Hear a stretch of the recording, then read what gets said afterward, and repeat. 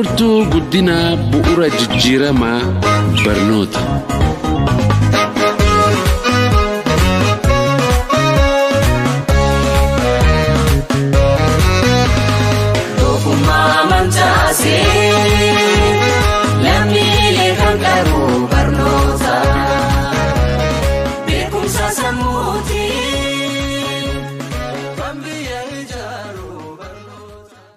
Arkafune daawwattoota keenya nagaan waaqayyoo bakka jirtan hundumaatti isiniif baay'atu. Kuni hambisaa bal'inaati Birmaduu miidiyaarraa. Guyyaa har'aatti sagantaa addaa tokko nama ogeessa qaalii Oromoon qabu keessaatti keessummaa tokko fudhadhee dhiyaadheera. Isaanii wajjiniin yeroo fudhannee waa'ee sabboonummaa fi oromummaa walii wajjiniin haasofna. Keessummaan koo guyyaa har'aa baay'ee namoota baay'ee biratti sirriitti beekamu, nama beeksisa addaa barbaachisu illee miti. Kanaaf utuun yeroon fudhatin keessummaa koo wajjiniin wal sin agarsiisa. Keessummaan koo guyyaa har'aa kuni Abbaa Caalaa Lataa jedhamu. Namoonni hedduun isaan beekna, namoota beekamoodha. Abbaa Caalaa baga nagaan dhuftani. Hambisaa carraa kana naa kennuu keetii fi galtoomi horii buliin jedha. Hedduun isin galateeffadhaa. Isin yeroo keessan fudhattanii yeroo kana naa kennuu keessanii fi dhugaadhumatti hedduu galatooma. Abbaan Caalaa baay'ee beekamu, garuu mee afaan tokko lamaan Abbaan Caalaa kun eenyu jettu tarii namni hin beekne naa jiraate.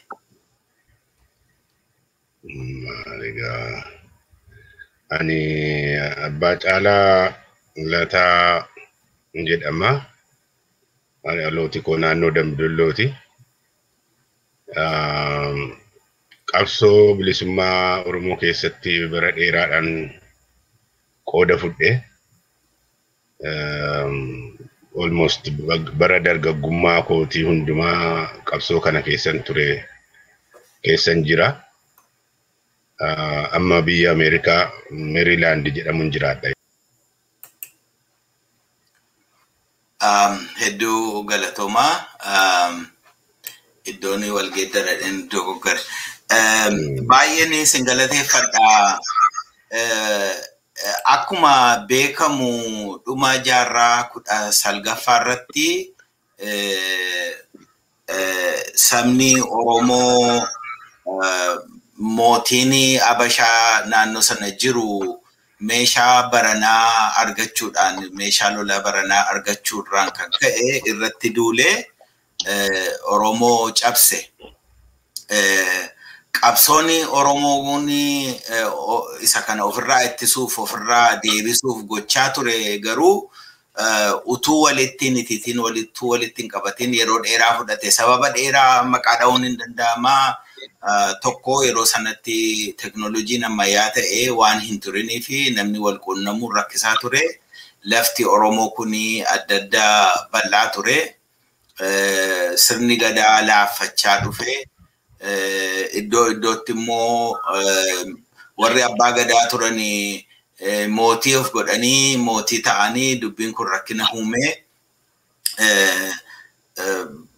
Kanarratti immoo namoonni gantuu ta'anii mootummaa Habashaa kana wajjiniin hiriiran turanii inni kun rakkina uumeetu ture. Amma gaa waa'een mata dureen keenya har'aa kun waa'een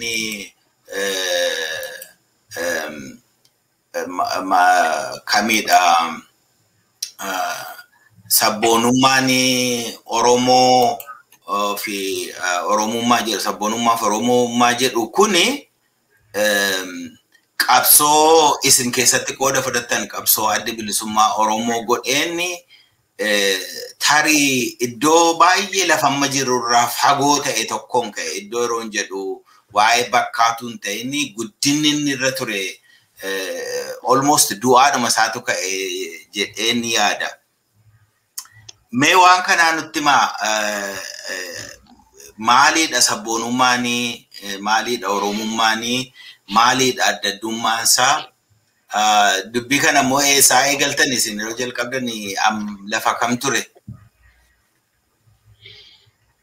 Yaa gaaffii bu'uuraati, gaaffii natti gaafattee fayyaa ta'e. Ilaa Oromoon cabuun wajjin warri Oromoo koloneeffatee karoora qabatanii ka'antu jira. Ture har'as illee kana kajeelu. Innis maayinni Oromoon eenyummaa isaa dhiisee saba gara biraa, nama gara biraa, afaan gara biraa, aadaa gara biraa akka fudhatu akka ta'u. Kana ifatti baasaniitu mootummaan Haile Sillaasee karaa barnootaatiin, karaa labsii adda addaatiin uummaticha liqimsanii afaan isaa badee, eenyummaan isaa badee akka inni saba gara biraa ta'u. Isa kanatti hojjetaa turan jechuudha. Kanaan mormuutu diduutu qabsootti nama galchaa jechuudha. Mirga uummataa cabee, mirga uummataa dhiitame deebisuudhaaf qabsoo godhu jechuudha. Kana keessatti gaatee kan itti duulamaa jiru Oromummaan. Oromummaa jechuun aadaadhaa, duudhaadhaa, afaan isaatii, sirna isaatii, amantii isaatii, uummati tokko waan inni ittiin jiraatu jechuudha. Oromummaa yeroo jennu dhiiga keetii itti dhalattaa, sirna keessatti guddattutu jira, afaan barataa, afaan haasa'aa guddattutu jira, aadaa ati qabdutu jira, duudhaa ati qabdu, safuu ati qabdutu jira. Kanatu walitti dhufaniitu ati Oromummaa, Oromummaas taasisaa jechuudha. Kanaaf Oromummaan dhiiga. Sabboonummaan immoo Oromummaa kee beektee Oromummaa sanaaf hojjechuudha jechuudha. Namni tokko Oromoo ta'uu isaa beekee yookaan Oromummaa isaa, aadaa isaa, duudhaa isaa, safuu isaa, maalii isaa kana beekee garuu sabboonaa ta'uu dhiisuu danda'a. Sabboonaani nama miidhaan saba isaatti dhagahame sabi kiyya maaliif miidhama jedhee yaadudha jechuudha. Namni tokko sabboonummaa kana akkamitti ibsa afaan Ingiliziitiin? Nationalism is collective selfishness jedha. Ofii keetiitiif hinaafta, ofii keetiitiif hojjetta, maaliif jetta, sabi koo maaliif akkas ta'e, uummati koo maaliif miidhame jetta. Laal dura Oromummaa kee, eenyummaa kee barteetta jechuudha. Ani Oromoodha eega jette sun gahaa miti. Miidhaa Oromoorra ga'u sana diduudhaani tarkaanfii fudhachuu yeroo jalqabdu sabboonaa ta'utti deemtaa jechuudha. Afaan Oromoo haasofteedhaa fi sirba Oromoo dhaggeeffatteedhaa fi sabboonaan taatu. Kan sabboonaa si taasisu miidhaan saba keetii, dararamni saba keetii, saamichi lafa kee, uummata keetii yeroo sitti dhagahamu. Sanarraa immoo kaatee qabsoo gootee waan kana hambisuu, uummaticha kana keessaa baasuuf yeroo hojjechuu jalqabdu sabboonaa taata jechuudha. Miidhaa saba keetiitu sitti dhagahama. Utuu waliin beekin wanti golee Oromiyaa tokkotti ta'u, golee Oromiyaa kan biraatti itti dhagahama yoo ta'e sabboonummaatu jira jechuudha. Kanaafi akkasi Oromummaan kan dhalootaati, kan aadaati, kan safuuti, kan amantiiti, kan sirna gadaati. Inni kun Oromummaa waan ibsuudha. Oromoo ta'uun ibsa kanaati. Sabboonummaan immoo hojiidha. Sadarkaa olaanaadha jechuudha Oromummaan, sabboonummaan. Akkasitti ilaalaa siin jedha. Baay'ee fayyaa ta'a. Kanaafuu yoon qabadheera ta'e sabboonummaan Oromummaan tokkoffaa dhiigaan ibsama. Oromoorraa dhalataa nam tokko aadaa keessatti guddatee afaan dubbatu duudhaasaa safuusaa akkaataa jireenya isaa isa Oromoo ta'uusaa saba sakaanirraa adda isa godha isa sanattu jira jettan natti fakkaata. Inni kun immoo namni isaa boonaa ta'e tokko immoo akka aadaa isaatiitti akka safuu isaatiitti akka duudhaa saba isaatiitti jiraachuu kan barbaadu. Kanaaf akkaataan jireenyaa sun, akkaataan ta'uu sun, akkaataan adeemuu sun, akkaataan yaaduu sun, akkaataan hojjechuu sun, akkaataan aadaa sun akka inni lafa qabatee hundee qabatee dagaagee jiraatu dhaloota isa tokkorraati dhaloota isa kaanitti akka darbu gochuu isaa sana hojii isaa gaafata waan jettan natti fakkaata yoon sirriitti hubadheera ta'e. Egaa kana ta'eeti asil akka kaasne cabuun Oromoo kuni duula guddaatu irratti ta'e akkuma isin ibsitanii. Duulli sun immoo namni tokko ofiisaatti akka qaanfatu akkaataa jireenya isaatii qaanfatee dhiisee kan biraa immoo akka hobu kan biraa akka barbaadu gochuu ture. Kanaafuu yeroo isin bara dheeraa fuuldura qabsoo kana eegaltanii Oromoonni hubannaanii waa'ee ofiisaatii qabu waa'ee Oromummaa isaatii qabu falminni godhu iddoo kam ture eessaa eegaltanii tarii muuxannoo keessanis dabaltanii waan ta'e yeroo sana taa'aa ture waan agartan yoo nutti himtan. Yaa kuni qabsoon Oromoo kan bilisummaa isaatiif godhamu eessattuu kan adda bilisummaa Oromootiin hoogganamee deemaa jiru bakka hin turre homtuu hin turre irraatii ka'e jechuu dandeenya. Amma warri Eertiraa qabsoo godhaa turanii bilisoomanii warri Tigraay qabsoo godhanii waan adda addaa keessa jiru mootummaas qabatanii amma immoo deebanii qabsoo godhaa jiru. Ilaa jarri sun eessarraa jalqabanii qabsoo godhanii yoo jette fi Oromoon immoo eessarraa jalqabii yoo jette xinnoo namaa hubatama. Warri Eertiraa qabsoo isaanii yeroo jalqabanii uummata isaaniitiin bar ati biyya Eertiraa qabu qabda. Bar Tigirinyaan afaan keetii Saahoon afaan keetii maal jedhanii hin barsiisuudhaaf hin cinqabne jechuudha. Eenyummaa Eertiraa ta'uun durumaanuu lafa jira jechuudha. Achirraa jalqaban isaan. Tigrootii yeroo mootummaa Dargii loluu jalqabani. Tigrawaay ilaal biyyi kee Tigraay jedhama afaan kee Tigirinyaadha jedhanii barsiisuutti hin cinqabne. Durumaanuu ummatichi sadarkaa sanatti of beekaa jechuudha. Kan Oromoo garuu sanaa miti. Oromoo ati Oromoodha jennee barsiisuurraa jalqabame jechuudha. Biyyi kee immoo Oromiyaadha jechuudha barsiisuutti jalqabame. Naannoo isaatti ofaa beeku malee bal'ina hammamii qabaa Oromiyaan kuni hundi Oromoon bakka adda addaa kaaba kibba jiru baadiyyaa jiru wal beekee nuyi saba tokko ummata tokko jedhee akka sanatti wal beeku ture. Kunis beekaatu warri sirna gabroonfataa akka Oromoo walitti hin dhufne akka Oromoo waliin barre beekaadhatu godhanii jechuudha.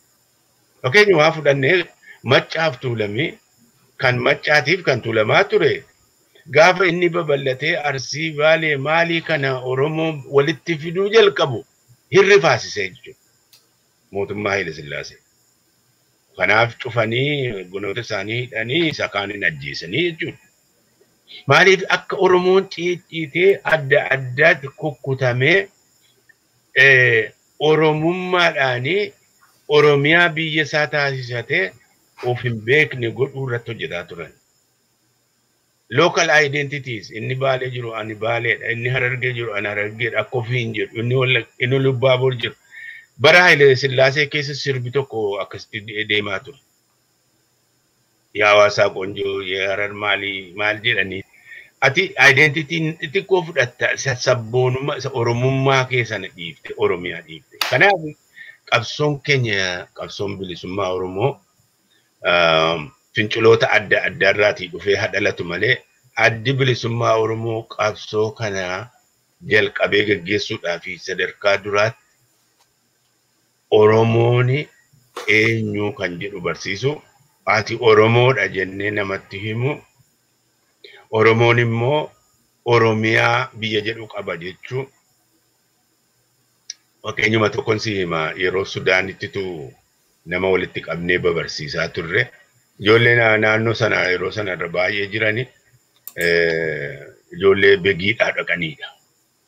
Akkasitti ijoolleen iddoo adda addaatiis dhufanii amma isa gurbaa beegii jirutu isa tokko gaafata eessaa biyya kamii dhuftee jennaan Oromiyaadhaa.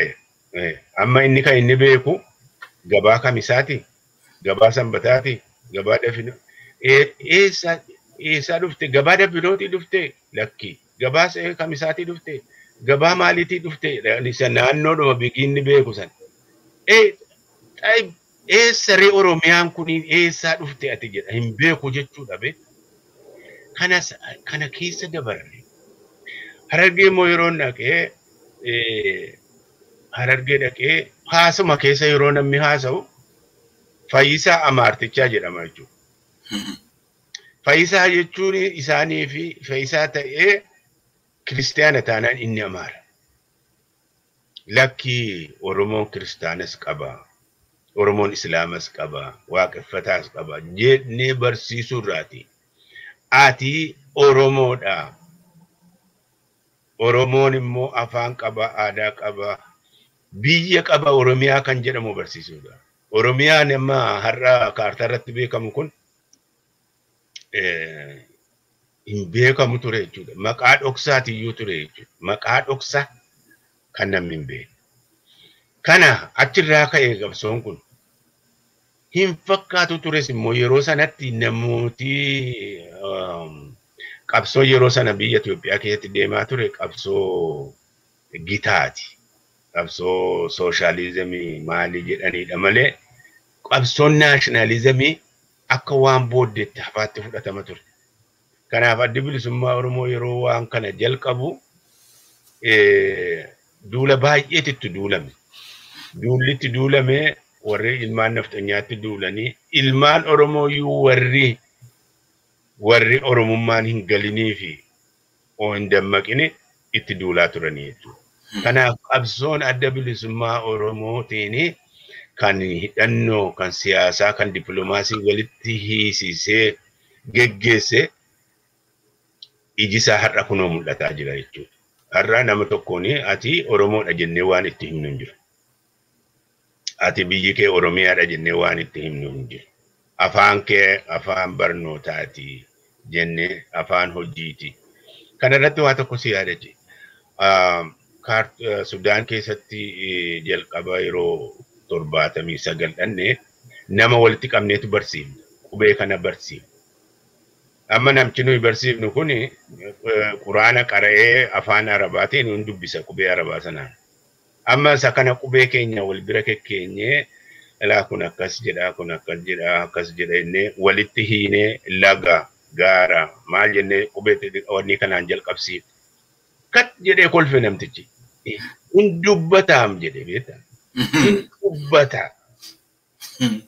afaan arabaa sanaan barreeffama malee isaaf amma akkasaatti inni beeku afaan qubeen Oromootiin barreessitee afaan Oromoo dubbachuu hin danda'aatti fudhanne ture jechuudha. Kanaaf sadarkaa akkasiirraa ka'ee qabsoonni bilisummaa Oromoo har'aa Oromiyaa guutuu wal gahe kunis jechuuf hin jiru. Hedduu galatoomaa sila akka kaastanii qabsoon inni kan Oromoo fi qabsoo warri Eertiraa yookiin qabsoo warri Tigraay godhan kun adda addaa iddoo sadarkaa adda addaatti ka'ee jettanii sadarkaa adda addaarraan ka'uusaa duwwaas immoo otoo hin taane xiyyeeffannaan warri Habashaa irratti hojjetanis adda adda natti fakkaata lachanuu irratti. Warri Habashaa kun biyya Eertiraa yookiin biyya Tigraay irraa badaa dhimma baay'een qaban tarii Eertiraarraa karaa ittiin bishaanitti ba'an argachuu barbaadu ta'a. Garuu inni kan Oromoo kun dinagdee dhumti biyya sanaa kan inni waal ta'ee jiru kan inni dhaabbatee jiru Oromoorra waanta ta'eefi biyya Oromoo irratti duulli godhame Oromoo cabsuudhaaf duulli godhame dinagdee isaa dhuunfachuu fi eenyummaan saba sanaa akka waliin baane gochuu fi gadi ittisuu fi qabsoon inni godhame kun caalaadhumatti iyyuu adda mitiire. Dhugaadha warra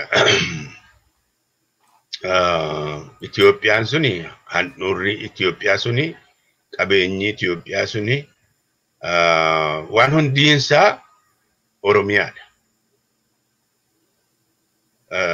Kanaaf wanti Oromoo keessatti ka'u salphaatti ilaalan. Wanta amma Eertiraatti ka'u akkuma teettee Baahiratti bahuudhaaf wanni yoo ta'an malee haga kana guddaa wanti dinagdee biyyichaa miidhu hin jiru Eertiraan yoo irraatii deemte. Dhugumas immoo waan miidhees hin qabu Eertiraan irraa bahuun galaanumatti Baahiratti bahuu dhabame malee. Tigraay lolee wanni godhee yoo biyya isaa dhuunfate karaa dinagdeetiin wanti hammanatti Itoophiyaa ishee hafte miidhu hin jiru. Oromoon garuu ka'uuni hidda Itoophiyummaa biyyattii isana raasaa jechuudha. Yeroo tokko yeroo barsiifnu Oromiyaa wanni godhuudhaaf kaartaarra keenyatu aaroodhaani Tigraayin asii ol dhiibne Benishaanguliin achi dhiibne warra kaan achi dhiibne Somaaliyaa achi dhiibneetu Oromiyaa keessaa achi as ba'ame. Gaafa kana ilaalu namni tokko maal jedhe kun fanjii guddaa kan biyyicha bakka meeqatti caccabsuudha kan keessan wanti isin itti jirtan kun jedhe. Kana Oromiyaan dhuunfata qabeenya Oromoo ta'uu jechuun qabeenya biyyichaa, qabeenya bunasaa, waan loonsaa, albuuda lafa keessa jiru hundaa kan Oromiyaan har'a Itoophiyaan dhimma itti ba'aa jirtu harka Oromootti deebisa jechuudha. Kanaaf salphaatti ilaalan turan jechuudha sochii Oromoon godhu. Sochii Oromoon godhu salphaatti ilaalanii dafanii dhaamsuu irrattitu ejibbaataa turan. Fakkeenyuma si himuu fi yeroo waraanni Dargii karaa kaabaa cabeetu waraanni Shaabiyaatiif wayyaanee Gondar kanaan seenanii Tabor maal seenanii Dargiin gara dhiyaatiin waraana 30,000 kaayeetu sochii adda bilisummaa Oromoo ittisaa ture jechuudha. Daangaan iddoo kan biraa cabaa jira bee. Kanaaf maal inni argisiisa? Sodaa guddaa akka isaan sochii Oromoo irraa qaban irraati argisiisa jechuudha. Sunis immoo qabeenya Oromiyaa malee Itoophiyaan humaa Itoophiyaa ta'uu hin dandeessu. Albuuda Oromiyaa malee Itoophiyaa ta'uu hin dandeessu. Rakkinni isaanii immoo kaapitaala biyya isaanii, kaapitaal sitii biyya isaanii fidanii Oromiyaa keessa ka'an, Finfinnee keessa ka'an. Takka akkasitti koloneeffataan akkas ta'ee hin beeku. Koloneeffataan biyya isaa taa'ee achirra taa'eetu biyya kan biraa koloneeffata. Isaan kuni darsa isaaniis maal isaaniis guurratanii dhufanii Oromiyaa keessa handhuura Oromiyaa keessa qubatan. Kanaaf Oromiyaan gaafa bilisoomtee harka Oromoo galtu bakka itti galan illee hin qaban. Baay'een isaanii immoo naftanyaadhaa hidda hortee isaanii lafa durirraa bahan illee hin beekan. Yoodhuma tarii iyyafataan deebi'an malee. Kanaaf rakkoo gurguddaa akkasiitu isaanitti uuma qabsoon Oromoo. Sodaa kana qabu. Sodaa kana qabu jechuun si jira. Mangistuun takka የኦሮሞ ነጻነት ግንባር ጀደም በ የእንትና የኢገሌ ነጻ አውጪ ጀደመለ የትግራዮች ሽፍቶች ጀዳ የአረብ ቅጥረኞች የኤርትራ ሽፍቶች ጀዳ ጋፋ ከን አደብልስማ ኦሮሞ ዱፉ ገሩ የእንትና ብሔረሰብ የኢገሌ ብሔረሰብ ነጻ አውጪ ጀደመለ መቃን አውጡ ለካ መቃዮ ቀይ ኦሮሞ ደመቆቹን ፈንጂቱ ሳኒት ዱዋይቹ ከነሶዳ ባየ ገለቶማ dubbiin tokko yeroo kana yaannu sila Oromoo dhumatti waa'ee ofiisaa waa'ee biyyasaa kana himuuni akka inni cimaa ture wal aaduu isaarraan kan ka'e akkuma sila jettanii naannoo isaarra darbee gabaa naannoo isaa jirtu laga naannoo isaa jirtu tulluu naannoo isaarra jiru darbee Oromiyaa saballaa sarraa fagaatee jiru kana beekuun sun gargar waan deemeef baay'ina yeroo keessaa bal'ina lafaa keessaa kan biraan immoo hojiidhuma irratti hojjetame hojii cabsuu irratti hojjetame rumarraan kan ka'e Oromoon isin didaan turre rakkina isinitti numne isuma ati isuma dhugaa jiru yeroo baruyyuu isa fudhatee eeyye dhuguma kun kan kooti jedhee onnachuu dhabuudhaan rakkoo isinitti huumeen jiru muuxannoo keessan nu hira. Dhugaa baay'ee nama obsa barbaada malee abdii kutachiisa.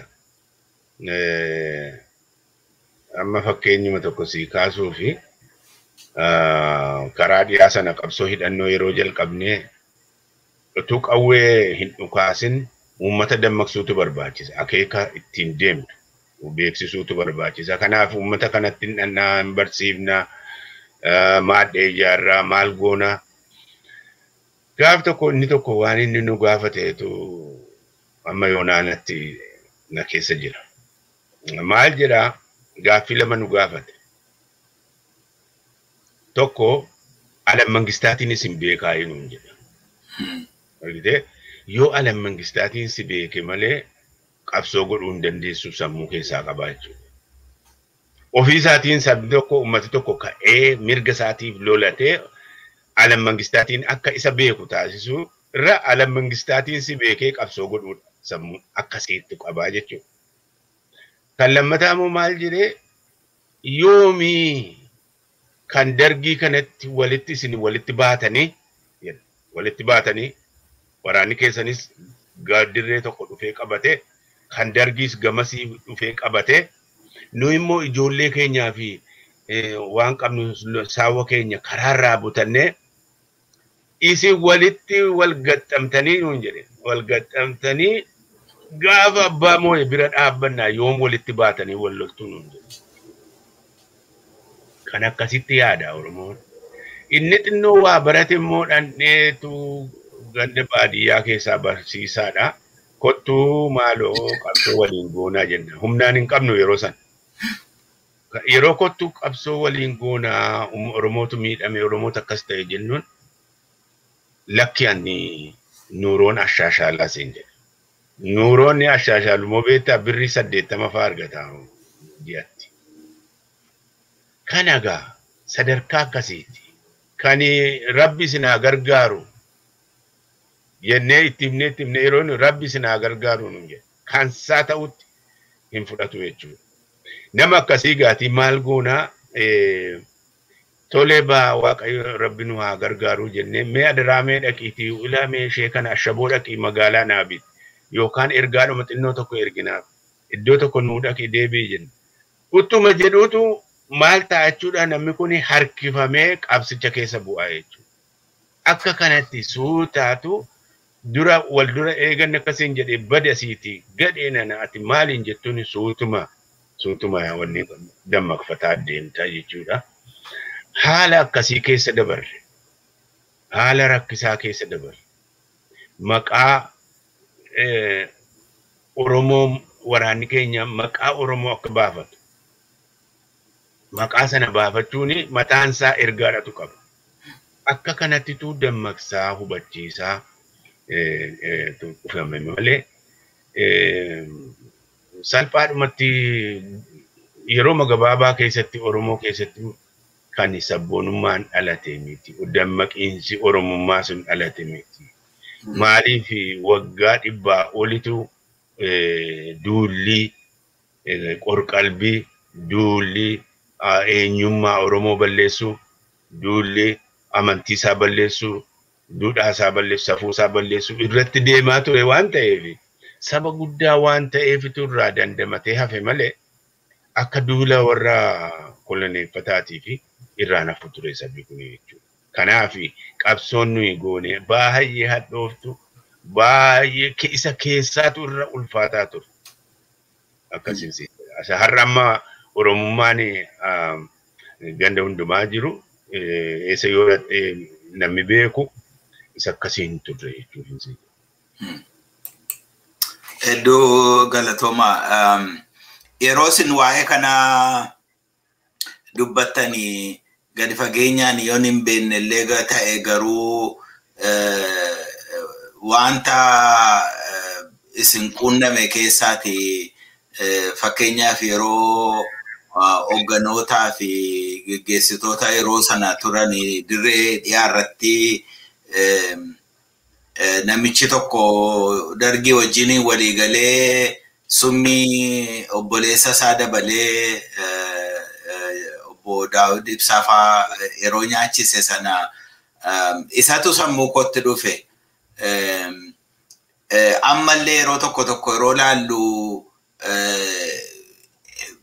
sabboonummaan Oromoo Oromummaan bakka yeroo isin qabsoo kana adda bilisummaa Oromoo keessatti eegaltanii kaasee guddatee lafanni har'a ga'ee jiru lafa Oromiyaan kaartaarra jirtu biyya lafarra beekamaa ta'e afaan Oromoo afaan barnootaa sadarkaa sadaffaa irratti sadarkaa olaanaa irratti illee amma digirii PhD ittiin kennamu lafa ga'etti lafa Oromoon baadiyyaa kibbaa kaabaa wal dhaga'ee wal hubatee lafa jirutti ammallee namoonni gabroonfataa wajjin isa cabsu wajjin dhaabbatan jiru. Yeroo kana ilaallu isin qabsoon inni keessaa kun qabsoo saalaa caalaa hammaataa ture obsa fixachiisaa ture isa jettan ni wajjin walnatti fakkaata. Mee kana irratti yaada keessan nu bira maal jettu? Muuxannoo keessa wanta ta'eefis wanta ga'e kana sannan nutti himtan jechuudha. Laa waan qabsoo bilisummaa tokko keessatti warri saba isaanii gananii mootummaa koloneeffataa wajjin dhaabbatan seenaadhuma addunyaa keessatti bakka baay'eetti mul'ateera. Isaan kun eenyummaa isaanii wal dhaalanii utuu hin ta'in dantaa dhuunfaa mataa isaanii dursuudhaani kan sabaa kan sabaa xiqqeessuudhaani warra diinaa wajjin kun yeroo kamiiniyyuu hin dhaabbatu. Fakkeenyaaf lola baay'ee farra koloneeffataa kan lolame Aljeeriyaa. Aljeeriyaa Faransaayiin Aljeeriyaa gaafa koloneeffattu biyya sana koloneeffattee irraa galuuf ituun ta'in kutaa Faransaay baahira Meditiraaniyaanii gama Afrikaa keessa jiru tokko taasisuu barbaadde ummatichi akka inni Faransaay wajjin wal fuudhu maal ta'uu barbaadde ummaticha makanii ofitti dabalanii kanaaf warri Aljeeriyaa immoo qabsoo godhanii qabsoo baay'ee hadhaa godhanii warri isaan dura dhaabbate warra Aljeeriyaa keessaati baay'ee turan.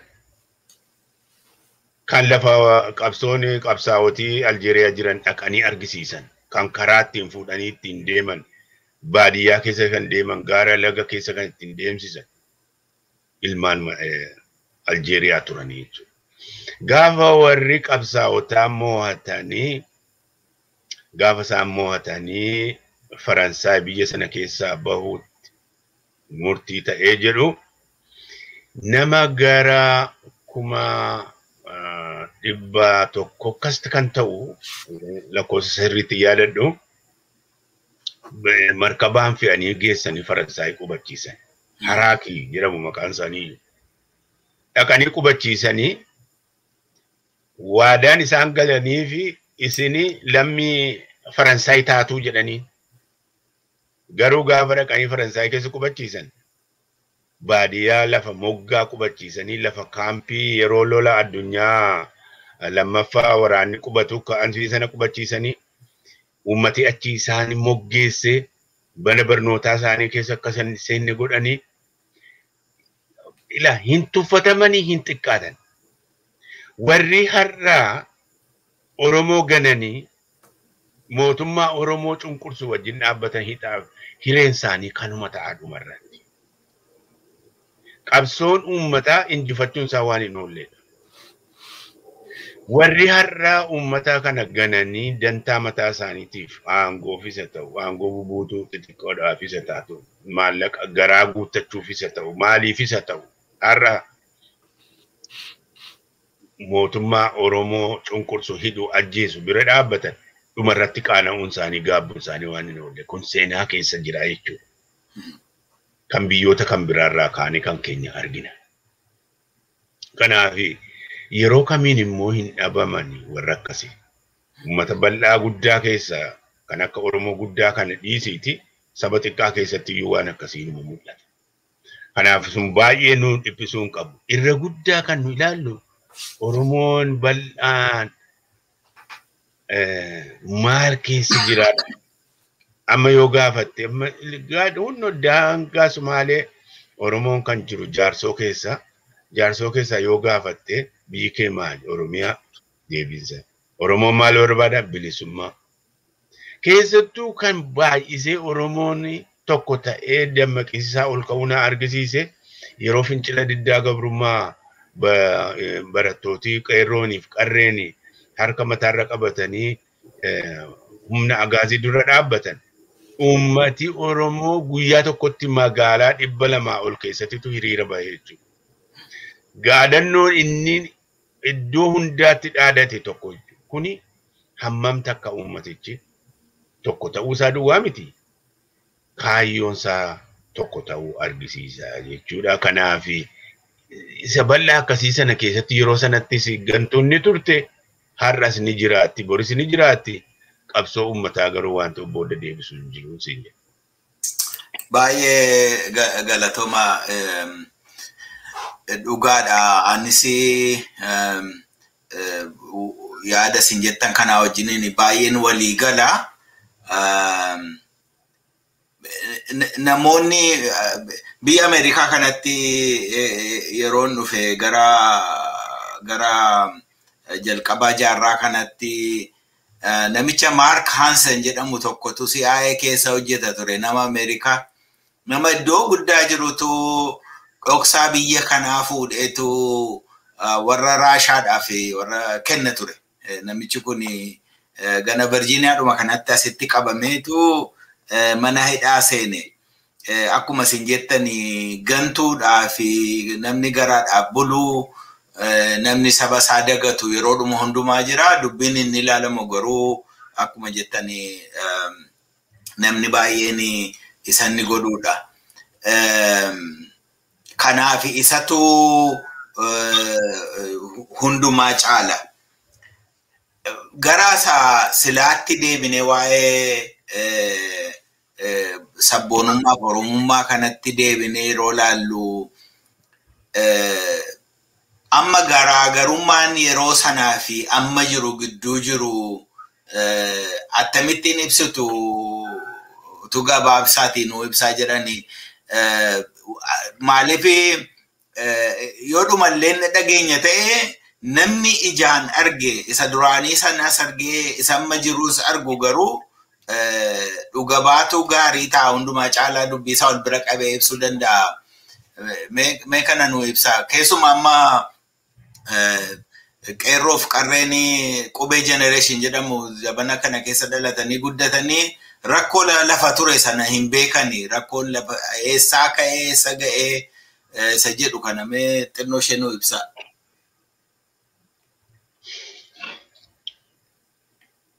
Ila haala qabsoon uummataa itti deemu hamma tokko of dura akkas ta'a jettee himuu dandeessa. Gama sanatti akka inni deemuuf waa gumaachuu dandeessa. Garuu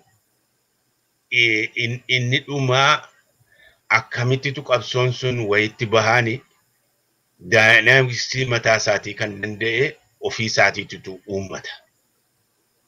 Amma kana fakkeenyuma sii kaasuu kanan barbaadu biyya wayyaanee bulchiinsa wayyaanee mormuudhaa fi inni meeshaa guddaan civilian disobedience diddaa uummataa karaa nagaa kanatu mootummaa kana dadhabsiisa kan jedhutu adda bilisummaa Oromoo keessa istiraatejii akkasii baafne jechuudha. Kanaaf immoo barattoota qeerroo dargaggoota leenjisuu barsiisuu haala baay'ee akka rakkisaa hin qabamu inni deebinee leenjifna. Kanatu suutuma mataa isaatiin of guddisaa wanti xiqqoo ture guddataa dhufeeti sochii qeerroo sanatti dhufee galee jechuudha 2015. Gama sanatti akka deemuutu hojjetame malee bifa sanaanii sochiin qeerroodhaatii fincillisuun iddoo tokko ka'ee waliin Oromiyaa waliin gahee wayyaanee jilbeenfachiisa jedhee akka sanatti yaadamne jechuudha. Akka sanatti sila asii kaanee achiin gaami. Ofii isaatii mataasaa daandii irra deemu fudhata qabsoon. Har'a amma yoo fudhannee biyya keessa haala jiru yoo fudhannee ilaalle qeerroon yeroo sana jijjiirama fide inni kaan hidhamee jira, inni kaan biyyaa bahee jira, inni kaan abdii kutatee jira. Inni kaan immoo bosonatti galee lolaa jira. Qawwee lola bosona keessaa lolu sanatu fiixa bahee mootummaa Oromoo ajjeesee hidhee lafarraa dhabamsiisuuf karoorfatee jiru kana bakka kaasamoo waan gara biraatu dhalachuu da'aa kan jedhu mataa keessaa qabaachuutu barbaachisaadha. Haalli amma yeroo ammaa ilaallu Oromoo keessatti waan akka callisa wayii tokkotu hiriirrisi bahamaan jiru mormiin bifa wanniidhaan beeknu bifa nuyi duraan beeknuun argisiifamaa hin jiru. Kanatu kun ta'uun immoo Oromoon harka kennatee manatti deebi'ee galee miti. Yeroo ol ka'uuf gadi deebi'u qaba qabsoon. Up and down si qaba. Gadi bu'aa ol deebi'aa ni ka'aa ni gad deebi'aa. Yeroon ammaa kun yeroon ilaalu yeroon ni gadi deebi'aa jirudha. Kan immoo ol ka'umsa isaa kaasu waan kana trigger godhee kaasu haala isaa yeroo isaa maal isaa kana nuyi mul'ata viizinii keenya himuu hin dandeenyu. Ni ka'a garuu gaaf tokko. Haalli amma akka deemaa jiru kanatti itti fufee Oromoon jilbeenfatee eenyummaa isaatiif biyya isaatiif Oromiyaa fi afaan isaa kan afaan mana hojii afaan barnootaa ta'e kun akka warri har'a abjootaa jiran Oromoo ishee duriitti deebisna Itoophiyaa ishee duriitti deebisna Oromoo akka gabrummaa isaa duriitti deebisna jedhan kun tas abadan waanuma hin danda'amne. Kuni ana akka kiyyatti qabsoon Oromoo yeroo amma of keessa deebi'ee hogganni isaas irraa hidhamee maal isaas hidhamee namni kaan irraa ajjeefamaa jiru keessa deebi'ee humna isaa haaromfata. Qabsoo isaa hidhannoodhaanis ta'e maaliinis ta'e jabeeffata. Tarkaanfii isa dhumaa fudhachuuf itti qophaa'aa jiru jedhee tan fudhadhaan. Kanaaf inni kun immoo raagduu ilaa akkasiin ta'ee achiin bahee sana ba'atu hin jirin. Haala waliigala biyyicha keessa jiru Oromoo keessa jiru walitti qabanii cuunfanii ilaaluu irraatiiti. Yeroon ammaa kun yeroo Oromoon keessa isaatti bilchina isaatiif maal isaa kana ilaallatee gamaggamatee waan isa baasutti utaaluudhaaf ce'uudhaaf qophiirra jiruudha jedheen fudhaa. Yeroo kana keessatti gaa wal bubuusuun wanni ta'uun baay'een dhalachuu danda'a. Walitti duuluun wanni dhiisanii walitti duuluun Oromoo keessaatii kan mootummicha bira dhaabbatu waan yeroo argatan itti fakkaatee bookkisuun maal adda addaa kun mul'achuu danda'a. Isa kanaan Oromoon amlee isaa tuqamuu hin qabu. Wanti hundi yeroo eeggata yeroo isaatti immoo Oromoon qabsoo isaa bakkaan ni gaata kan jedhuudhaan abdii qaban. Hedduu galatooma Abbaa Caalaa akkuma jettanii qabsoon Oromoo kun yeroo eegaltanii gara 70 keessa yeroo addi bilisummaa Oromoon dhufee walitti ititee jechuudha. Qabsoon kun walitti ititee qabsoon Oromoo hin cinne gargar hin cinne gaafa gabroome kaasee Oromoon lafa jirutti fincilaa ture ofirraati.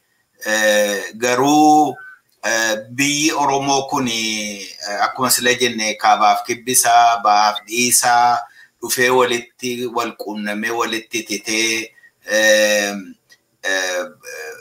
maa'inni ijaarsa tokko jalatti immoo walitti gurmaa'ee qabsoon kun gara 1970 keessa eegalee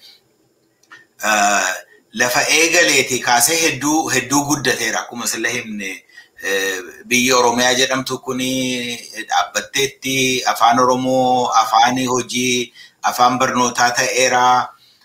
Oromoon ofitti dammaqee akka duraalii gabaa sanbataan of waamuu dhiisee biyyi isaa Oromiyaa ta'uu sana beekeera. Inni kun hundumtuu jira. Isa kana keessatti immoo waan tokko waan natti fakkaatu qabsoon suni iddoodhuma tokko duwwaatti namoota muraasaan warra yeroo eegalaniin duwwaa ta'uu dhiiseetu saba keessa galee qabsoo kan sabaa ta'eera. Akkuma sila ibsitanii waa'ee diddaa gabrummaa kana yeroo barnooti godhamee akkuma nam tokko yeroo dhalatu mucaadhuma xinnoo dhalatee dur beeknu sanatu ka'ee lubbuu mataa isaatii godhatee deemeetu guguddatee babal'achaa deema. Isatu nama guddaa ta'a. Qabsoon kun amma guddatee iddoo kana ga'eera. Kanaaf akkuma isin jettanii humni kana boodatti deebisuu danda'u hin jiru. Namni ofuma dura dhaabbatu guyyaa isaa dheeressuu danda'a. Seenaa ofii isaatii xureessuu danda'a. Yeroodhaa fi gatii nu baasisuu danda'a. Namni du'uun mallee du'uu danda'a. Qabeenyaan gubachuun mallee gubachuu danda'a. Garuu duubatti hin deebi'u. Yeroo kana yaadu maaliidha inni akka inni duubatti hin deebine godhu maa inni humna keessaa humni inni dhiibee akka inni dubbiinsaa ta'u godhu yeroo hin jedhu mata duree keenyatti nu deebisanatti fakkaata sabboonummaa fi oromummaa sanatu guddinni irra ga'ee waa'ee ofiisaatii Oromoon akka inni itti of beeku waa'ee aadaa isaa waa'ee duudhaa isaa waa'ee akkaataa jireenya isaa waa'ee amantii isaa waa'ee eenyummaa isaa akka inni itti beeku duubatti deebisuu hin danda'u deebi'ee Oromoon kana booddee of irraanfachuu hin danda'u jechuun natti fakkaata. Maal jettu isin kanarratti?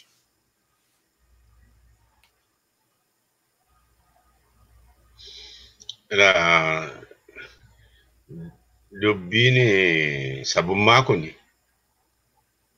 qabsoon uummataa kan sabummaa irratti hundaa'e guddina isaatiif furga'iinsa isaa gaadi'uu gufuutti ta'uu danda'ama malee dhabamsiisuun hin danda'amu. Hin dhabamu tasa maaliif dhiiga irratti hundaa'e? Warra Irish amma warri Irish qabsoo godhaa jiran waggaa 150 akkas ta'eera. Garuu har'a iyyuuttuma jiru. Warra Nigeria keessa warra Igbo jedhantu 70 akkas qabsoo godhaa turan. Har'a iyyuu qabsoottuma jiran. Hini furga'iinsa qabsoo tokkootu mootummaan gufachiisuu danda'a malee dhaamsuun hin danda'amu abadan. Kan Oromoos amma akkitti warri mootummaa PP kun yaalaa jirani hoggana isaa yoo hiine qeerroo hubataa ta'ee naannoo keessa jiru yoo hiine ajjeefne yoo sodaachifne yoo ariine biyyaa baafne yoo qor qalbii isaa cabsine ummati kuni nuuf bula eenyummaa isaa irraanfataa akkasittitu abjuu wayii tokko abjootaa jiran. Laal kubbaanii hammuma ati lafatti gadi darbatteetu asii ol deebi'ee utaalaa bee. Oromoonis sabii kan biraas hamma cunqursaan isatti jabaatu inni immoo diddaasaa jabeessa beekta.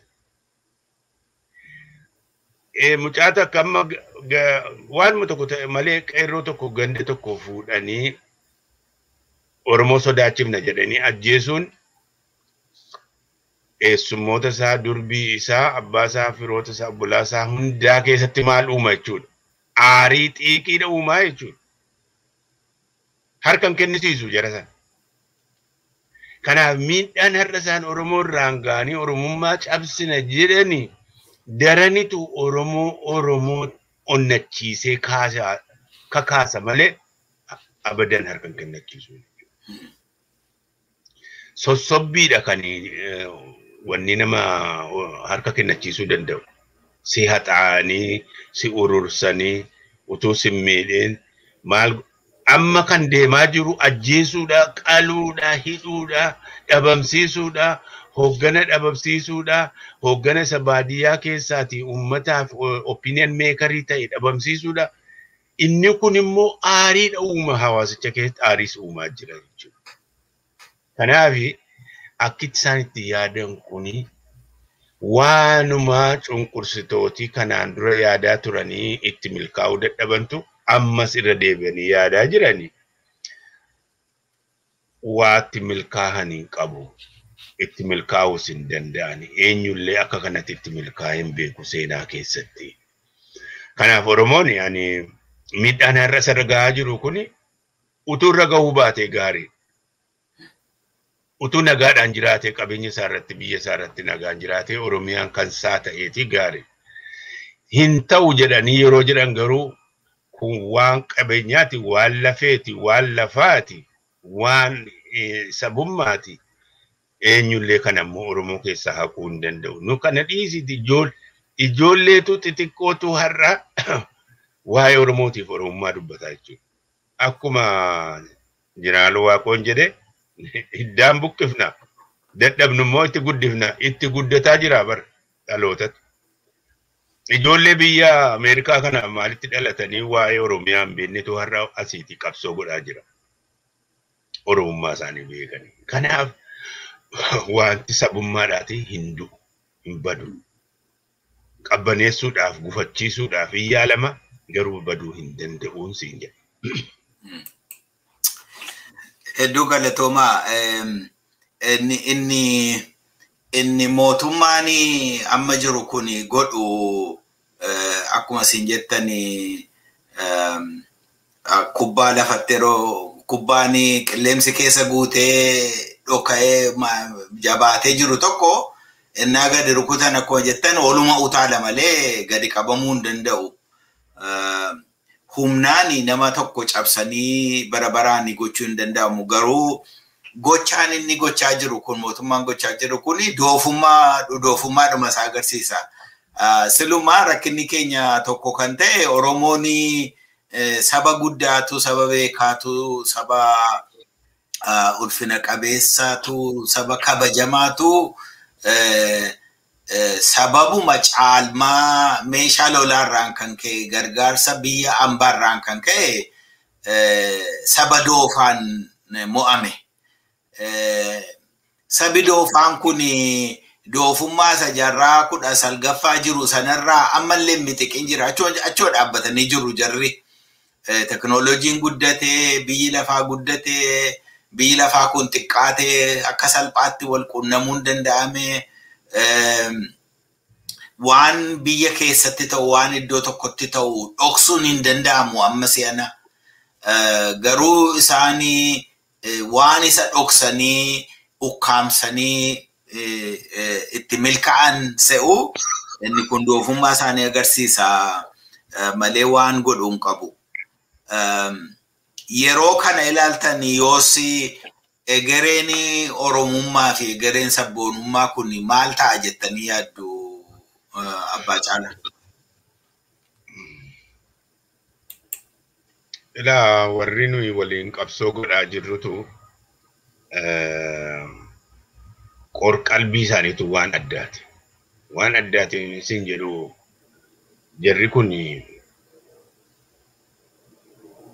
haala wajjin hin jijjiiramanii yeroo wajjin hin jijjiiramanii addunyaa wajjin hin jijjiiramanii teknoolojii wajjin illee jijjiiramaa jiran. Namni har'a jaarraa 21 keessatti akka jaarraa 19ffaatti deebi'ee yaadu sammuun isaa nagaa qabanatti fakkaatu. Yeroo kamiin iyyuu kan wal nama dhabsiisu isa har'a jiru isa gara fuulduraatu hin ta'in isa darbeedha. Madaa darbee yeroo namatti yaadachiiftu wal dhabbiitu ka'aa jechuudha. Itoophiyaa ishee duriitti deebisna yeroo jedhanii Oromoo miliyoona 40-50 wajjin wal dhabbiitti seenaa jechuudha yaadi kun. Itoophiyaan isheen durii suni ishee kan Minilik kana Haile Sillaasee suni ishee akkamiiti? Ishee Oromoon keessatti tuffatamu, ishee Oromoon keessatti xiqqaatu. Amma har'a dhaadannoo Oromoo cabsina yaada isaa wanni goone jedhanii gaallaa jedhaniitu waan babarreessanii Oromoo arrabsaatu jiran. Kan si dhibu waan duriitti deebina jedhaa saayikoolojii sanaatti qabataniitu Oromoo sana bira darbee isa darbe seenaa darbe nutti hin tuqinaa isa sana dhiibnee isa gara fuulduraa haasofna jedhu lakki isa durii isa harma muraa aannolee isa harka muraa aannolee isa dhumiinsa calii calanqoo isa kana nu yaadachiisuu barbaadu jechuudha. Kanaaf madaa durii isa Oromoon ammayyuu hin irraanfatinitu yeroo tuttuqani waliin jiraachuutu rakkisaa ta'a jechuudha. Bifa amma itti yaadamuun Oromoon mirga isaa dhabeetanii biyya kana bulcha abbaan jedhee yaadu maraatummaadha. Sammuun isaanii kun dhagaa wayiitii si jechisiisa. Namni irraa barachuu qaba. Qabsoo hamma ammaatti godhame, wareegama hamma ammaatti ta'e, qabeenya hamma ammaatti manca'e, seenaa durii sanarraa madaa durii sanarraati bahuudhaafi Oromoon Oromummaa isaatiin mirga isaa dhuunfachuudhaaf. Lakkii mirga ati dhuunfatte kun sirrii mitiiti. Mirgi kee dhaabamuu qaba. Afaan kee barachuu dhaabuu qabda. Oromiyaan kan kee miti. Maali jedhanii madaasa wadii deebisanii tuttuquu ta'a. Kun immoo hin taane. Akkasitti biyya hin taatu. Mirga walii beekuudhaan wal kabajanii wal danda'anii wal qixxummaan yoo wal bira jiraatan biyya taati. Kana miti amma iyyuu si tuffadhee si xiqqeesseen afaan Amaaraa beektaa kan isaan kufanii jalqabuma sadarkaa duraatti wanni suni afaan Amaaraa nu barsiisuu barbaadan yeroo nuyi haasofnu immoo koltaa afaanuun jedhu. Attamitti haasoftare utuu si jajjabeessanii haasa'uu keetti si jajjabeessanii atuu irraanfatte afaan kee dhiiftee sanatti ta'aadha jechuudha. Garuu baay'ee galata isaaniif kennina. Akka nuyi isaan hin taane isaanumatu godhe. Akka nuyi isaanii hin makamne isaanumatu godhe. Kanarraas akkuma kana. Ifatti bahanii Oromiyaan diigamuu qabdi jedhanii yeroo dubbatan akka Oromiyaan hin diigamne gochuun qooda Oromooti jechuudha. Kanaaf daraniitu Oromummaadhaa fi sabboonummaa Oromoo cimsaa dhufa malee kuni hin dhaabsisu. Ofumaa dhama'u, ofumaa dhiigi dhangala'uu itti dabalanii akka ta'u karaa banaa jiran malee abadan tasa akka duriitti deebi'ee Oromoon hin bulu. Inuman bulu Oromoon. Hin yaalu mootummaa harkaa qabani garuu hin ta'an itti milkaa'anii siin jedha. Itti milkaa'uu hin danda'an. Hedduu galatamaa Abbaa Caalaa. Dubbiin jiru Oromoo taaneetu Oromoo fi Oromummaa fi sabboonummaa Oromoo irraa kaanee haasofna malee biyya sana keessatti sabboonummaan saba Sidaamaa, sabboonummaan saba Walaayittaa, sabboonummaan kawarra Somaalii, kawarra kaanis hedduun akkuma kana guddachaa dagaagaa namni hundumtuu anis saba guddaadha. Baay'inni keenya xiqqaatus guddatus garuu saba kabaja qabudha. Daangaa keenya keessatti biyya keenya keessatti afaan keenyaan jiraachuu, aadaa keenyaan jiraachuu, akkaataa duudhaa keenyaan jiraachuu, safuu keenyaan jiraachuu barbaanna jedhanii hundumatu qabsoo gochaa jira. Kan nama dhibu saba baay'ee bicuu taateetu saba yartuu ta'etu garuu jaarraa tokkoof walakkaa kana keessatti waan godhame kanarraan karaa akkaataa dinagdee akkaataa quunnamtii sabaa kana qabataniitu waan qabaniifi isaanumatu yeroodhuma hundumaa waca isaanumatu dhaga'a biyyi lafaas isaanumaan dhaga'aa ture. Dubbiin kun keessumaa lolli Tigraay wajjin godhamu isa kana deebisee waan galagalchee natti fakkaata. Biyyi lafaa isaanirraan adda sagalee adda biraas dhaga'uu yerootti ka'e kanatti. Kanaaf akkuma isin jettanii kun waan milkaa'u miti. Kan sabboonummaa Oromootti yeroo deebiinu beektonni tokko sabboonummaan Oromoo kun amma ammaattiyyuu iddoo hin geenye. Sababa kanaafiti jaarmooti Oromoo jiran kun walitti dhufanii cimanii akka dhaabbatan dhowwe. Kun immoo Oromoon ammas ta'e akka inni diinaaf saaxilamu akka diinni itti roorrisu godhe jedhanii dubbatu. Isin maal jettu kanarratti?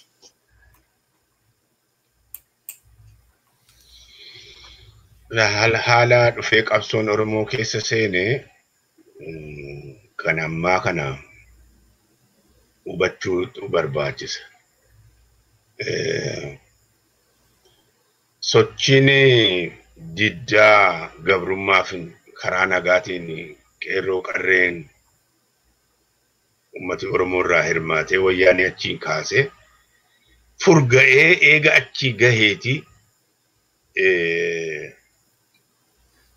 aangoo mootummaa sana dhuunfachuu isarra ture jechuudha. Sun egaa haala yeroo sana ture irraati OPDO keessaati murna sabboonaatu ka'e. Inni kuni waan hawwamaa jiru sana bakkaan ga'a jedhamee bakki suni bakki dogoggorritti godhame jechuudha. Haga yeroo sanaatti waan mul'ataa ture irraati OPDO'n kaani meeshaa wayyaaneen ijaarratte keessaati kanumti wayyaanee mormu ni dhalata jedhanii yaaduun ulfaataa ture. Garuu dhalatee gaafa wanti kun sochiin ummati Oromoo godhe wayyaanee laaffisaa dhufu kan duraanumaani waan kanatti itti qophaa'ee akkaataa itti butatee waan sana gara dabarsutu utuu qophii namni itti irratti hin hubatin dagamuu tokkotu ture jedhee yaadaan.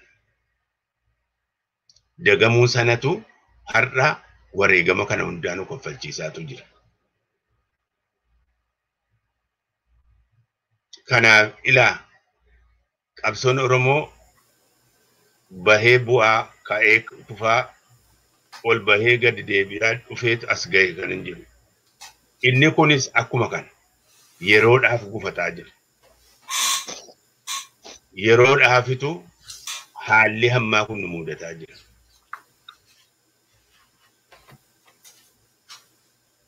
Ammoo yoo isa keessa isaa ilaallee jennee keessumti mootummichaayyuu irra keessaa PP'n maali hawwacu malee gadi bu'ee keessa mootummichaatti iyyuu kan gubataa jiru ilmi Oromoo kaani waan ta'aa jiru kanatti dhugaatti Oromummaa itti dhaga'amu sabboonummaa qabu kan gubataa hin jirre hin jiru.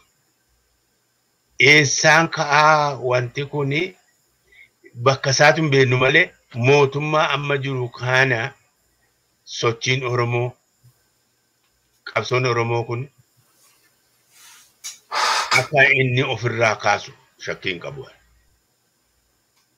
Eessarraan ka'aadha hin beeknu. Garuu kuufamee aariin hinaaffaan Oromummaadhaaf qabamu walitti kuufameeti. Aariin hoogganni irraa hidhamu, aariin namoota beekamoo Oromooti mana hidhaatti guuramuu kaan ajjeefamu, namni nagaan manaa fuudhame. Inni kun walitti dhufaa jira, walitti kuusaa jira, aarii sana walitti fidaa jira. Inni kuni aan akka kiyyatti isuma keessaati tolfateetu humna tolfateetu qabsoo isaa kana bakkaan ga'uuf itti deema. Humni waraanaa amma deemaa jiru kun waraanicha kan akka inni hin banne godhaa jiru waan ummatichi waraanicha deeggaruudha. Waraanichas kan guddisuuf deemu waan gara biraatu hin ta'in gochaa mootummaati. Qeerroo inni abdii kutatee hidhaarraa fi mana jiru yeroo inni mana keessa taa'u dhufanii ajjeesu. Qeerroon inni ollaa jiru hin taa'uti bosonatti bahaa jechuudha. Kanaaf ofuma isaatiin of kuffisa mootummaan kun gochaa inni godhuun. Miidhaa inni Oromoon cabsa jedhee godhuunitu ofii isaatiin of kuffisa. Kun immoo waanuma seenaa keessatti soonaa sochii ummatootaa keessatti ta'aa turedha. Mootummaan akka kanatti ummatan cabsa jedhee itti milkaa'ee hin jiru. Kana jala sararree beekuudhatu qabna. Oromoo miidhaan sirra jiru, hidhamuun sirra jiru, ajjeefamuun sirra jiru, saamichi qabeenya keessirra jiru akka gabaabbatuuf yoo ta'e yoo barbaadate bakka jirtutti wal ijaariti mootummaa kana dura dhaabbadhu mirga kee falmadhu kan jechuu dandeenya. Hedduu galatoma Abbaa Caalaa anillee gara xumuraatti akka finnu qophaa'an jira.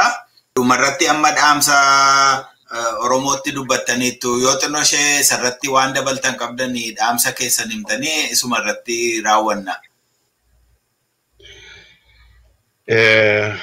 Waan addaa waan hin dhaamuuf hin jiru isuma amma sila haasaa turre kana keessa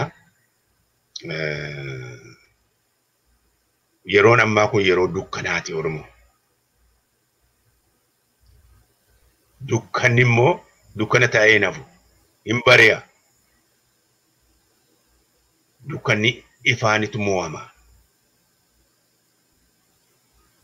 Haalli har'a Oromoo ukkaamsee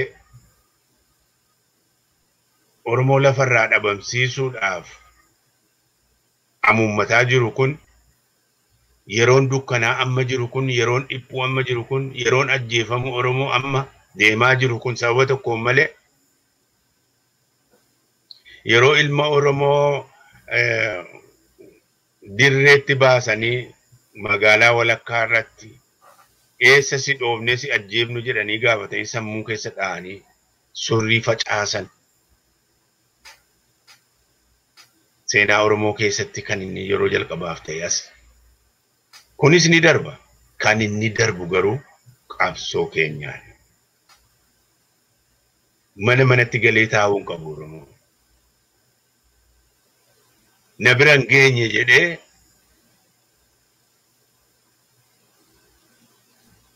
mana isaa taa'uu hin qabu. Hidhamuun namootaa borsitu hidhamaatti geessata waan ta'eef kana quba qabaachuu qaba Oromoo. Maanguddoo gandaa kan ummata kana hoogganu yaadaan yoo wal lole araarsuudhaan yoo wal fuudhan wal fuusisuudhaan hawaasa kan hoogganu keessaa dhabamsiisuu jechuun hawaasicha kana keessaati akka ijin jiraanne gurrin jiraanne ummatichi hoogganan qabaanne taasisu. Kana diddee kan biraan bakka buufata qabsoo kee finiinsuu malee wanti si baasu. Warri Oromoo miinsisaa jirtan immoo qalbii keessanitti deebi'a. Saba kan biraa saba ofii miinsisuun seenaa keessatti gatii guddaa nama kaffalchiisa, nama baasisa malee nama muudamsiisee hin beeku. Goobanaan iyyuu Minilikii wajjiniin Oromoo cabsee dhumti isaa akka malee ta'ee jiru. Awwaalli isaa har'a hin beeku. Warri har'a mootummaa Oromoo miidhu Oromoo ajjeesaa jiru wajjin hiriirtanii jirtan waan darbuuf jettanii seenaa keessan hin xureessinaa. Yoo waa gochuun barbaanne taatanii nagaan mana keessan taa'aa. Malee qabsoon Oromoo hamma galiisaa ga'utti bakka hin deebi'u. Maalillee isa dhaabuu hin danda'u. Oromoo dukkanni har'aa jiru kun ni darba.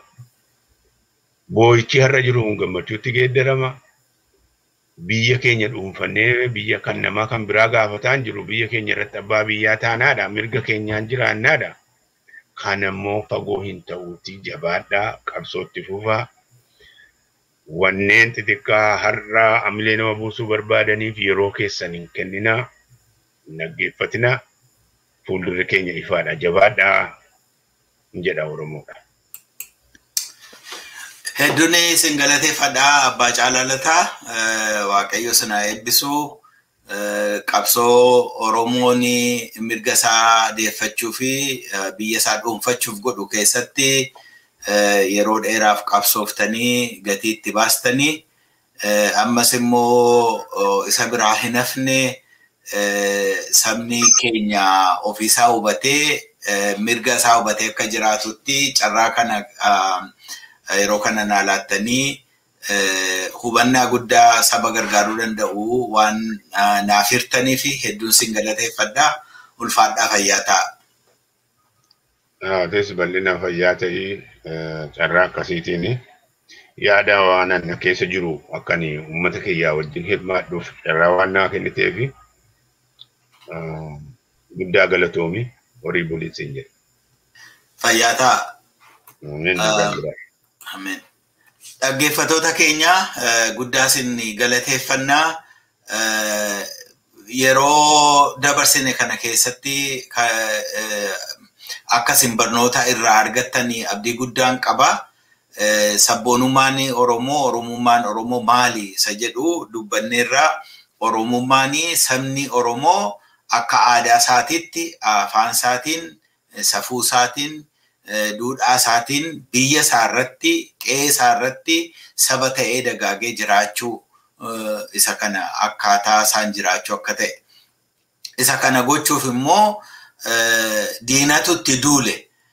Diinni kun gara waggaa jaarraa tokko walakkaa fudhateera.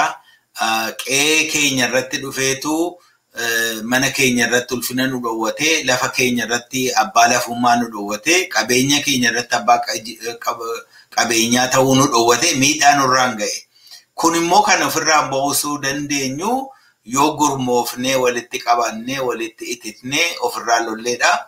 Lola kana qabsoo kana adda bilisummaa Oromoo waggaa hedduu fuuldura jalqabee iddoo amma ga'e geenyeerra. Iddoo durirraa kaanee fi iddoon amma irra geenye yeroo ilaallu garaagarummaan isaa guddaadha. Fagoo dhufneerra. Ammallee garuu iddoo ga'uuf immoo fagootu jira.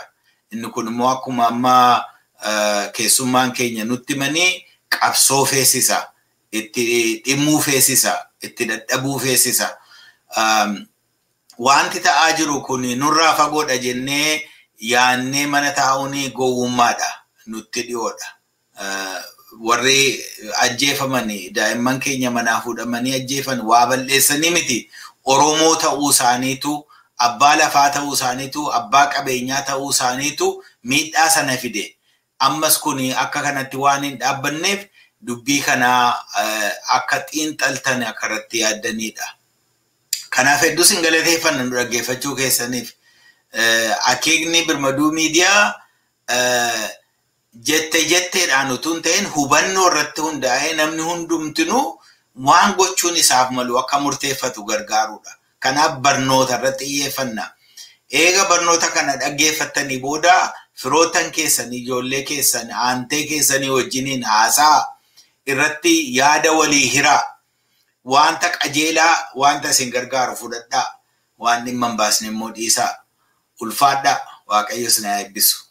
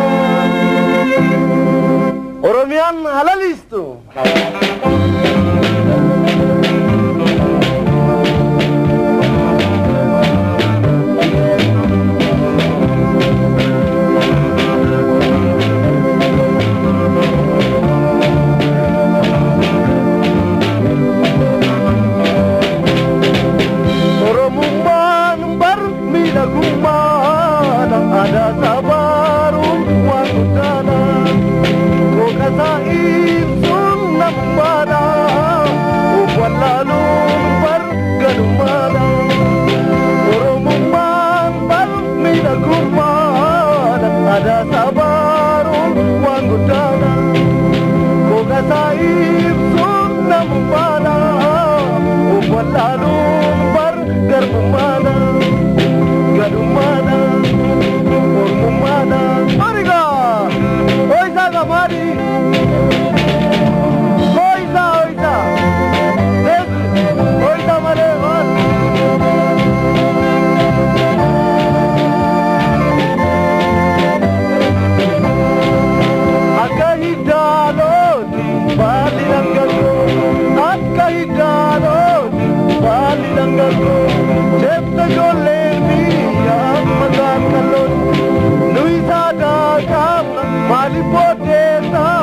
Babbarane kana walkabane yana jeda oromo walkabane yana jeda oromo muraga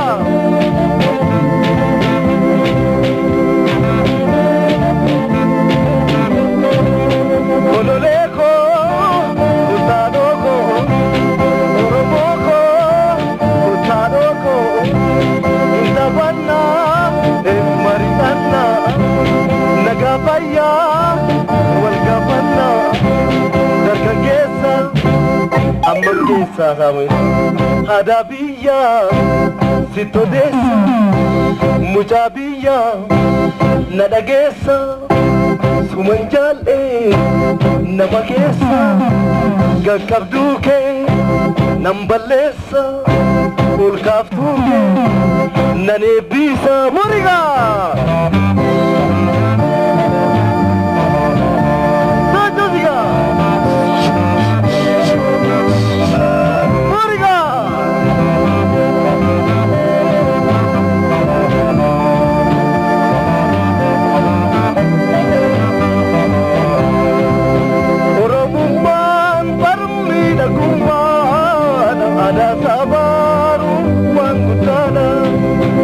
Kasair sunnam mana asmate tungar mana oromman barmida kuma ada sabarun wangutana ko kasair sunnam mana wallalun bargar mana urmumada gadumada mariga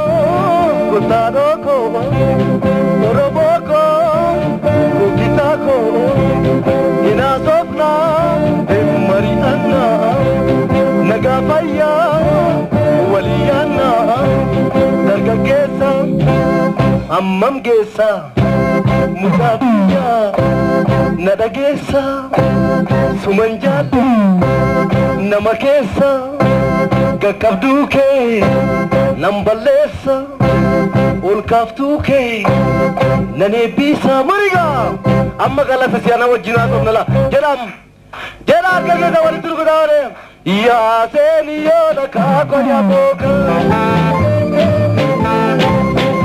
ya seniyo da ka ko ya boka wajiri galaga ya se ya se ya se ya se ya se laka ya de laka Katanu, Gargarimbanu, Yazelulu, Yadinube, Yadelaka, Yadelaka, Sawalagana, Kutubafana, Wadim Balem, Corre, Kotaram, Tangi Zirbi, Pedalachi, Wapiki Zirbi, Sorre, Toperaman, Muriga.